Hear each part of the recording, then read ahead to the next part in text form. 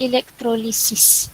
Okay, so boleh lihat pada buku teks yang saya kongsikan ni, muka surat 31.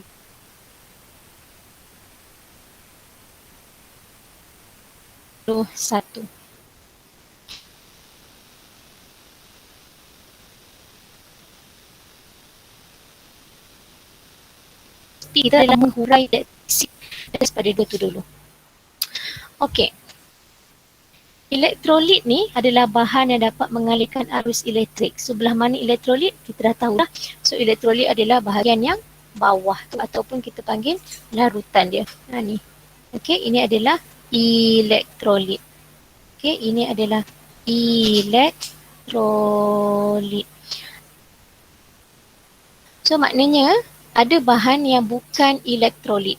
Ada bahan yang elektrolit. So apa beza dua-dua ni? Elektrolit ialah bila bahan tu dapat mengalirkan arus elektrik.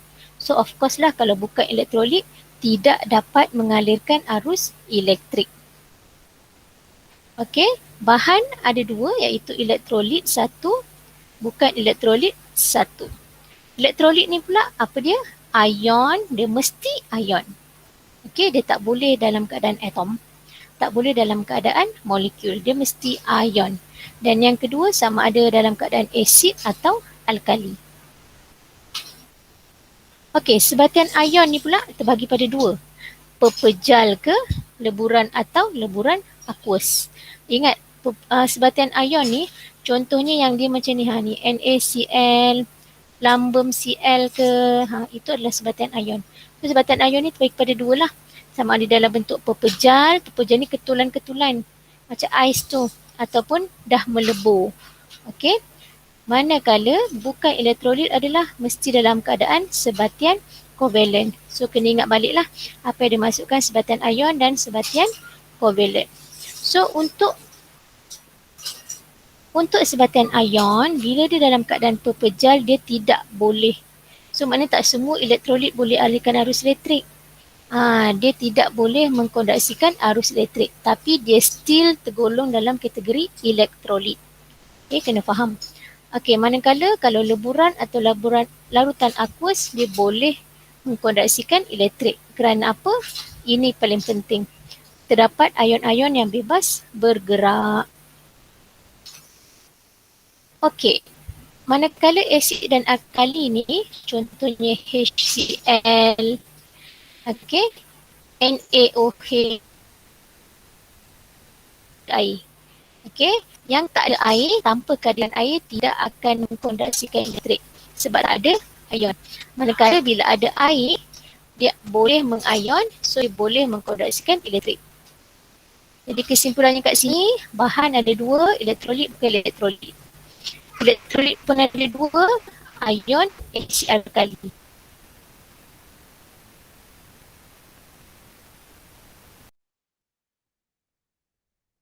Ni, kamu tadi dah capai SP pertama, menghurai elektrolisis. Sekarang kita nak hurai pula elektrolisis yang sebatian lebur. Okey. Jadi tengok dekat sini, muka surat 32. So, kita nak tengok macam mana cara kamu nak kenal pasti sama ada dia ni elektrolit ataupun bukan elektrolit. Elektrolit ataupun bukan. Sebab elektrolit pun ada yang boleh arus elektrik, ada yang tak boleh. Okay, jadi kita tengok yang pertama. Lambum 2 bromida. Satu lagi, natrium klorida. Ini adalah contoh elektrolit. Tetapi, lambum 2 bromida, dia bukan. Okay? Dia adalah contoh elektrolit dan merupakan sebatian ion. Tapi lambum 2 bromida mesti dalam keadaan leburan. Okey, sama juga dengan natrium klorida. Dia tak boleh dalam keadaan pepejal. Okey. Jadinya kita lihat kat sini. Leburan pelambum 2 bromida dan larutan natrium klorida boleh mengkonduksikan elektrik. Maknanya pelambum 2 bromida boleh wujud dalam keadaan pepejal. So kalau dekat sini, dia tulis dekat sini pepejal, okey, still tak boleh menyala. Tapi kalau kat sini leburan, yes, boleh menyala. Okey. Kemudian, tengok pula kat sini larutan natrium klorida tak ada masalah sebab dia memang larutan. Natrium klorida tak ada dalam bentuk, dia memang susahlah nak jumpa dalam bentuk pepejal. Dia dalam eksperimen. Okey, so kena lihat dekat sini, konduktor dan elektrolit. Apa dia konduktor? Kita pun tahu boleh mengkonduksi elektrik dalam keadaan pepejal atau leburan. Itu beza. Tapi kalau elektrolit, hanya boleh konduksi elektrik dalam keadaan leburan sahaja. Okey, jadi maksud kat sini konduktor, maksudnya konduktor ni apa-apa bahan yang logam lah. Maknanya bila kita halakan pada ataupun kenakan pada elektrik, still boleh alihkan arus elektrik walaupun dia pepejal, walaupun dalam bentuk fizikal yang boleh dipegang. Okey, tapi kalau elektrolit, leburan sahaja. Dalam keadaan pepejal, tidak boleh. Okay, apa lagi beza? Dia boleh alihkan arus elektrik tanpa penguraian. Tapi elektrolit tak boleh. Okay, mesti diuraikan kepada ion-ion dia, juzuk unsurnya. Dapat mengalihkan arus elektrik kerana terdapat elektron yang bebas bergerak. Tapi yang ini mention ion. Elektrolit, ion bebas bergerak. Konduktor pula, bezanya kekonduksi elektrik semakin berkurang bila suhu meningkat, tapi yang ini bertambah. So contoh logam grafit, yang ini sebatian ion. Okey, so kita nak tengok apa dia maksudkan dengan elektrolisis sebatian lebur. Semalam saya dah bagi tahu, elektrolisis ni beza dengan sel kimia penggunaan bateri. Sel kimia tak ada bateri. So kalau tengok dua radas, tengok sahaja bateri. Kalau ada bateri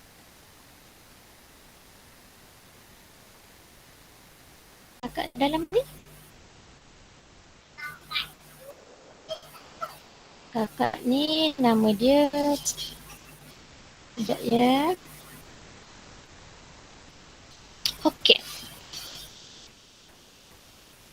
Seterusnya,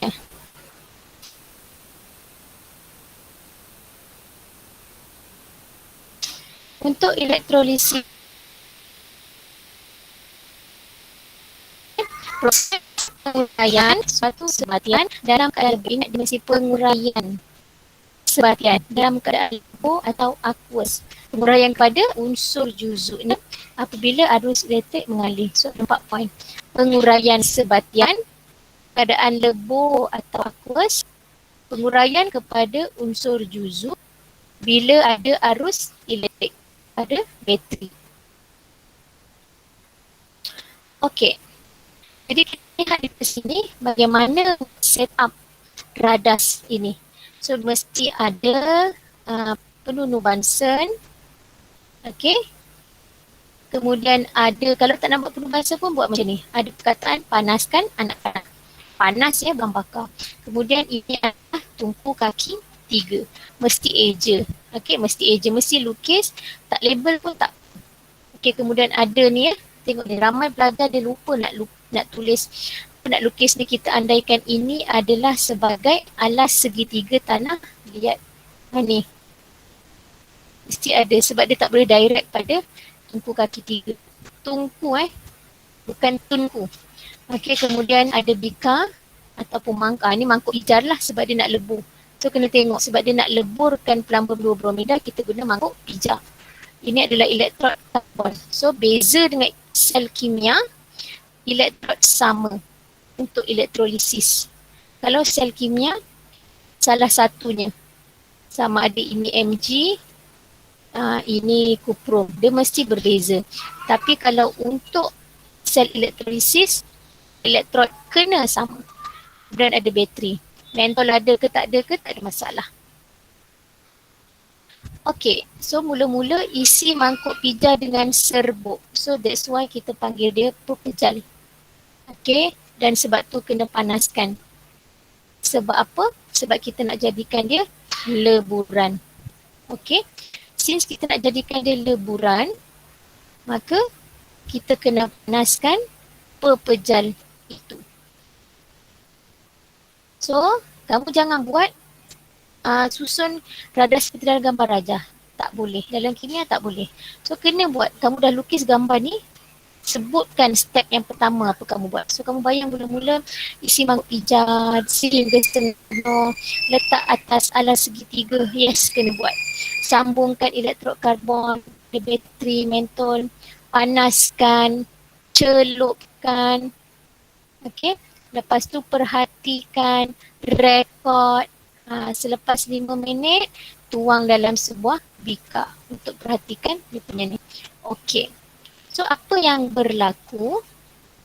Okey. So, kita lihat di sini.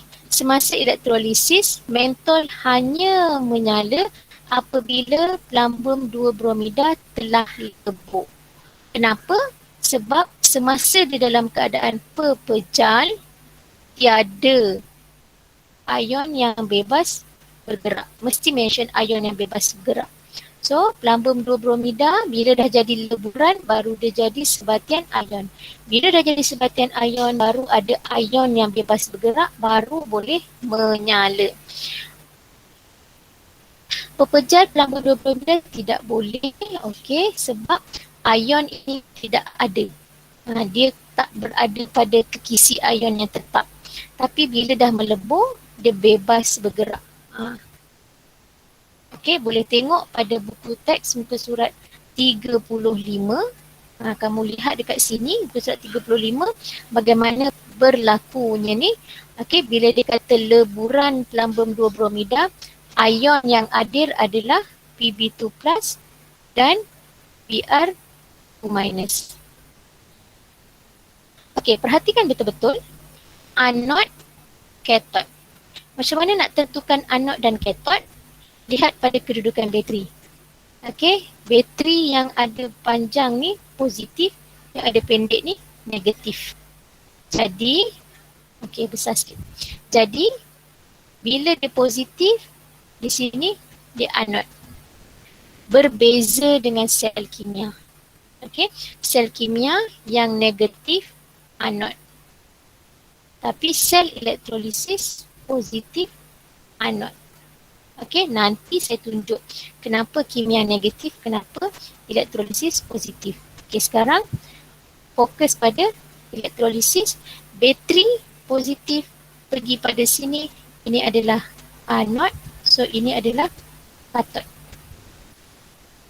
Okey, so ingat anod akan menarik anion. Manakala katot akan menarik cation. Siapakah anion? Ion positif. Siapakah cation? Ion, salah sebut. Anion, ion negatif. Cation, ion positif. Okey, jadi kita lihat siapa di sini adalah anion. Okey, anion di sini adalah, saya tukar color pen. Anion di sini adalah pelambung 2 bromida. Ini adalah anion. Okey, manakala untuk cation ada satu sahaja di sini, iaitu pelambung 2 positif. Ini adalah cation. Jadi kita lihat dekat sini, Br2, okey, saya salah buat Br2 pula. Okey, Br minus, jadi pergi ke anode, Pb2 plus tertarik ke katot. Nampak? Itu ada berlaku penguraian. Sebab itu dalam keadaan pepejal, ion-ion ni tidak berada pada kekisi yang tetap. Dia berada pada kekisi yang tetap. Pepejal kan begini. So dia tak bergerak. So bila dia tak boleh bergerak, macam mana dia nak pergi ke setiap elektrod? Sebab tu kita kata bila dia melebur, ion ni bebas bergerak. Dia pergi ke anod, dia pergi ke katot. Okey, sehingga ini boleh faham? Boleh. Okey, very good. Okey, sekarang bila dah berlaku begini, kita lihat persamaan setengah dia. Okey, saya nak tunjukkan bersama setengahnya di sini juga supaya kamu nampak. Okey, since di anode, saya tukar pen lah supaya kamu nampak. Pennya mana pen? Pen hitam. Okey, di anode tadi kita tahu ada Pb2+. Betul? Di kathod ada Br, salah. Anode anion. Boleh padam kau? Okey, di anode Br minus. So kita tahu bila Br minus mesti nak jadi Br2. Okey, manakala di kathod Pb2+. Kalau ion dia mesti akan jadi Pb. So, kita tahu dah. Kita boleh ramalkan. But elektron tu kemudian. Kita nak tengok kata dia minta soalan pemerhatian. So, kita tahu daripada ion bromida, dia nak jadi apa ni? Molekul bromin. Di kathod pula daripada ion Pb2+, dia jadi pepejal lambung. Okey. So, kita lihat dekat sini. Gas perang dibebaskan. So, gas perang ni siapa? Gas perang ni adalah gas bromin. Inilah inference. Tapi pemerhatian jangan sebut dulu. Sebut gas perang, jangan sebut gas bromin. Sebab tu kamu kena tahu warna gas. Kalau gas bromin, okey, kalau bromin warnanya perang. Kalau klorin warnanya hijau kekuningan. Kalau hidrogen, oksigen ada warna. So kena bagi tahu gas tanpa warna dibebaskan. Gas warna hijau kekuningan dibebaskan. Kena faham warna-warna ni. Kemudian pepejal kelabu terbentuk. Siapa? Merujuk pada logam lambung. Jadi setiap kali pemerhatian mesti ada dua. Kenapa? Satu pemerhatian yang berlaku pada anode, satu lagi pemerhatian pada kathod. Inference-nya adalah jawapan pada pemerhatian. Okey, jadi saya dah tunjukkan tadi, bila nampak aja elektrolit, ini kita panggil elektrolit. Sebab kamu dah kenal pasti tadi ini adalah elektrolit. Bila ini adalah elektrolit, so tengok, okey, ada leburan, maka berlaku arus elektrik. Bila berlaku arus elektrik, mesti ada ion yang hadir. Siapa ion hadir itu? Pecahkan daripada Pb dengan Br. So, Pb2+, Br minus. Okey, jadi inilah kamu kena faham. Saya lebih suka kamu buat jadual macam inilah. Tapi ini bukan dalam bentuk jadual lah. Saya lebih suka kamu buat jadual. Ion yang bergerak ke anode, ion yang bergerak ke kathod. Okey, macam mana nak buat dalam bentuk jadual? Saya tunjukkan. Okey, ini. So, anode, kathod. Ni nampak yang saya tunjuk ni. So, sini. Ion yang bergerak. Siapa? Br. Sini. Pb2+. Kemudian, yang seterusnya. Okey, kita boleh tengok dekat sini. Sekejap. Okay, kita boleh tengok kat sini. Biasanya dia ada yang terpilih lah. Ion yang terpilih. Kenapa? Ada pilihan ion sebab ada setengahnya ada lebih daripada satu ion yang hadir. Okey? Okey, so ion yang terpilih sama jugalah Br minus Pb2+. So kemudian setengah persamaan.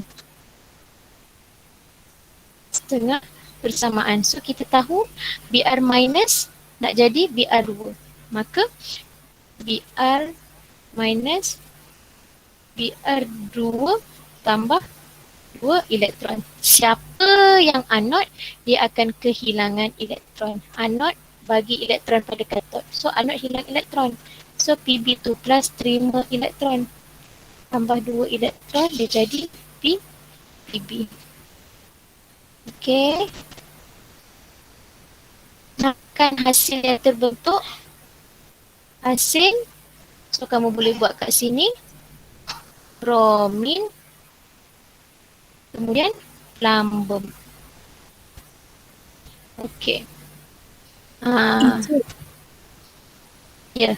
teacher. Yes. Air yang terpilih tu, itu yang pemerhatian tu ke?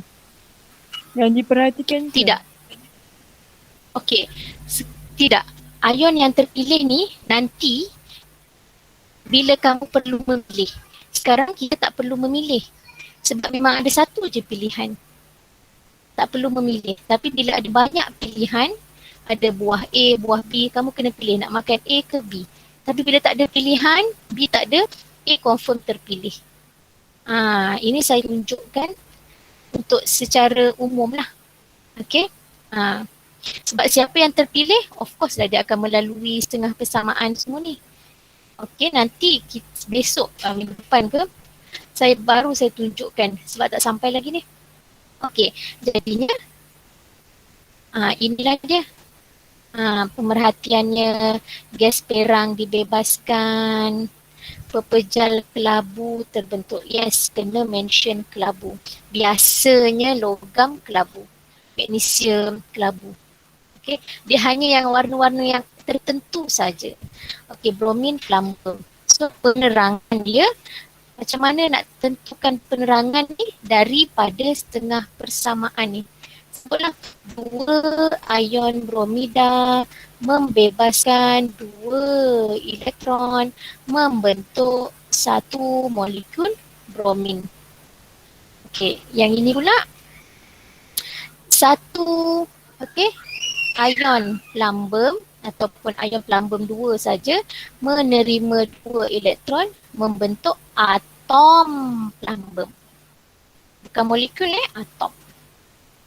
Okey, so kita tahulah disebabkan anod bagi elektron pada katod, anod adalah pengoksidaan. Sebab ingat, oil rig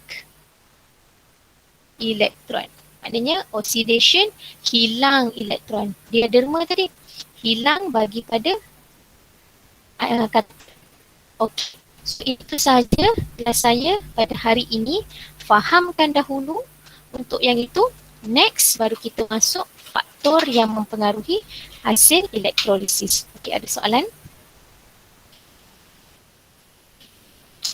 Tak ada Okey, jadi latihan kamu daripada muka surat 33, 34, senang je kalau dah faham. Siapa tak faham, tolong minta saya terangkan semula. Okey, so sila buat daripada 33 sehingga 38 yang belah atas.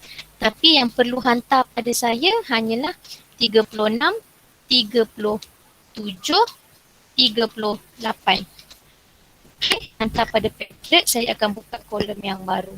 Okey, itu saja. So, saya tak share ni hari ni sebab gelap. Saya punya lampu ni rosak. Okay, so itu sahaja, but still saya nak record as kenangan lah orang kata. Okay. Tak nak, kalau tak nak buka kamera mata saya pun tak apa. Kita ingat, okay, 1, 2. Okay, so kita buka. Okay. Tak ada? Dah buka? Tak ada pun? Tu ada wardrobe. Okay. Okay, tapi tak nampak lah orang lain, so stop presenting lah. Ada tu others yang tak masuk tu. Okay, 1, 2, 3. Okay, so thank you guys. Saya cuba akan share link sebelum habis kelas. Okay, yang lain boleh teruskan daripada 33 sampai 37. Nampak banyak baby je dalam buku tu. Itu saja. Okay, bye. Thank you, teacher. Thank you.